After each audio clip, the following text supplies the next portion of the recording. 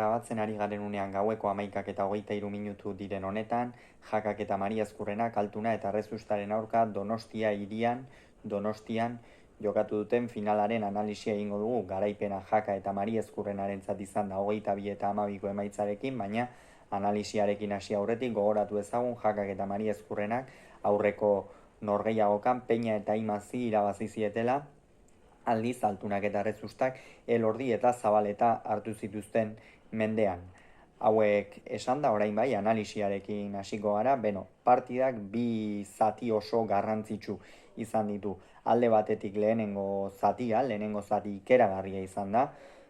Mari Ezkurrena behar bada otzantxean sartu da norgehiagokan, baina lau pilotariak ematen, jokatzeko zeudela ikusi da, oso parean mailari zegokionez, eta partida bete-betekoa hasi da.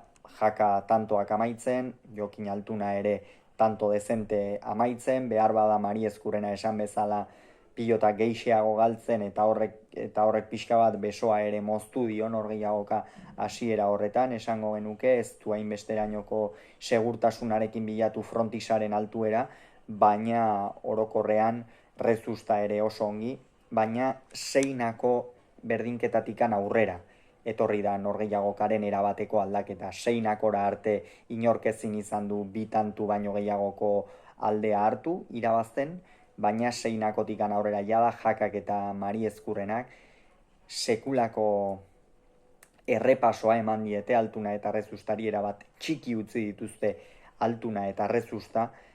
Esan genezake Mari Ezkurrenak behar bada uda honetan erakutsi duen nagusitasun handienetako bat erakutsi duela, eta hori norgehiagoka hasiera zail jarri zaiola, izan ere oso irregular hasi da, eta ez genuen pentsatzen halako buelta emango zionik norgehiagokari. Kontua kontu 12 eta 7 ipini dira aurretik, eta hor Jakak eta Mari Ezkurrenak euren joko teorikoa praktikara oso ongi eraman dute. Jon Mari Ezkurrenak atzean egin du, Beñat Rezusta 7-9 tarte horretan zegoen une oro, egia da bai, pilotak eusten, batzuetan kentzen, baina denak ezin zituen kendu, eta Jakak duen besamutur horrekin magia atera du, sekulako abiadurarekin ibili du pilota, eta gainera tantoak amaitu egin ditu. Hortikan aurrera, gorrien nagusitasuna erabatekoa izan da, esan bezala urdinak txiki utzi dituzte. Hor esan behar da Erik Jakak asmatu duela, asko asmatu duela, izan ere beti ez da berdina gertatzen, ez? Azkenean posible da atzelaria asko agintzen egotea, baina gero aurrelariak behar bada ez asko asmatzea, baina gaurkoan ez. Gaurkoan Erik Jakak erakustaldia eman du, Jon Mari Ezkurrenak bezala, bi urdinek sekulako erakustaldia eman dute, eta oso kontutan hartzeko bikotea direla erakutsi dute, etorkizuneko torneo edo txapelketaren baterako, eta hor egon da gakoa zalantzari gabe, ez Altuna edo Errezusta gaizki aritu direlako, ez da gutxiagorik. Ere gero egia da, Jokin Altuna pare bat tanto edo egin dituela, eta hor behar bada Jokin Altuna kantxan egon da, inoiz ezin da jakin nola joango den norgehiagokaren hildoa, baina hortikan aurrera erabateko nagusitasuna erakutsi dute esan bezala, eta horren ondorioz